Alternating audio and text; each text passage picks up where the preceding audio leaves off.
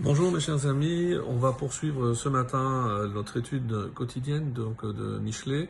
Nous sommes toujours dans le verset 23, dans le chapitre 23, pardon, et on va voir aujourd'hui dans le registre qui va être celui des versets qui vont suivre, un petit peu comment le roi Salomon va mettre en avant ce qu'il appelle le moussard. Le moussard, généralement traduit par la morale, l'instruction, c'est le savoir-vivre. Donc dans le moussard, il y a surtout un comportement convenable à avoir et comment le roi Salomon nous conseille de prendre garde déjà à transmettre cette éducation depuis le jeune âge de l'enfant. Ne pas attendre qu'il soit trop tard, puisque comme un arbre, dès qu'il commence à pousser, il faut des fois des tuteurs, il faut dès le départ prendre soin pour qu'il pousse le plus droit possible. Et on arrive donc au verset Yud Bet, le verset 12 qui dit Havia la moussar libecha, amène ton cœur vers le moussar, vers l'instruction, on a traduit, ve'oznecha le imre da'at, et ton oreille au discours da'at de sagesse, de connaissance ou de science. Alors, dans le domaine ici, qui est celui de l'éducation, même si on a appris de notre jeune âge, on a pris des connaissances, mais il insiste ici pour le libéra, le cœur. Et le cœur n'est pas le siège de la connaissance, mais le siège des sentiments. Parce que il ne suffit pas de faire les choses, mais il faut les faire avec le cœur. Et c'est pour ça que pour avoir acquis des connaissances, ça ne suffira pas pour éviter les pièges tendus par le Yetzer Hara. Et c'est pour ça que Oznecha, il faut que ton oreille soit toujours attentive à des paroles de sagesse. Parce que si tu arrêtes d'étudier, tu ne progresseras pas. Et dès qu'il n'y a pas cette progression dans l'étude, malheureusement, on risque de tomber dans les pièges tendus par le Yetzer Hara. Et ce, même si on a acquis des connaissances, il faut toujours et toujours continuer à approfondir, à apprendre, à consacrer du temps à l'étude. Et ici, comme certains commentaires le font remarquer, Imre Da'at, c'est les paroles de la sagesse. Où est-ce qu'on le voit concernant le prophète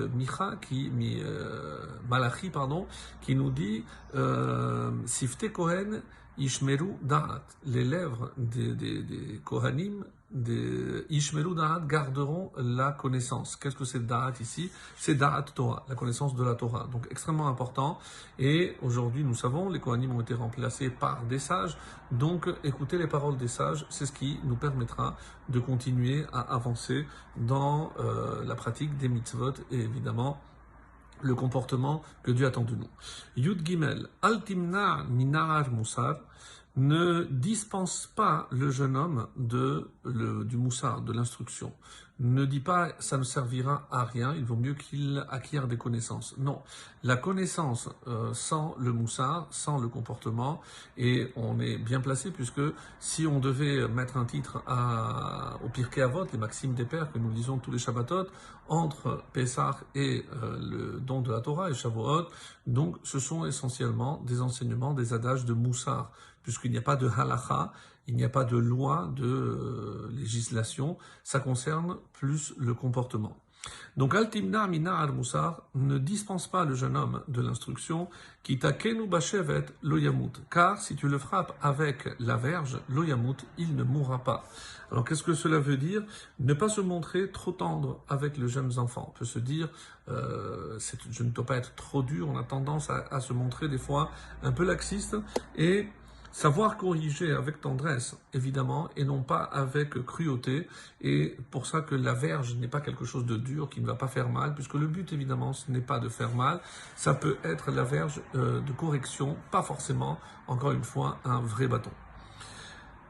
Yud Dalet, la suite de ce verset, Ata Bashev et Takenu, tu le frapperas avec la verge, Venafsho Mishéol Tatil. Alors tu le frapperas avec la verge et tu préserveras son âme du Sheol. Autrement dit, c'est un synonyme de l'enfer. Et qu'est-ce que cela veut dire? Le Gaon de Vilna nous donne ici quelque chose d'assez, pas pour nous faire peur, mais il vaut mieux que ce soit toi qui le corrige, sinon il tombera en ce qu'il appelle les Malaché Chabala, c'est des anges nuisibles. Parce que tout le monde doit subir donc cette correction.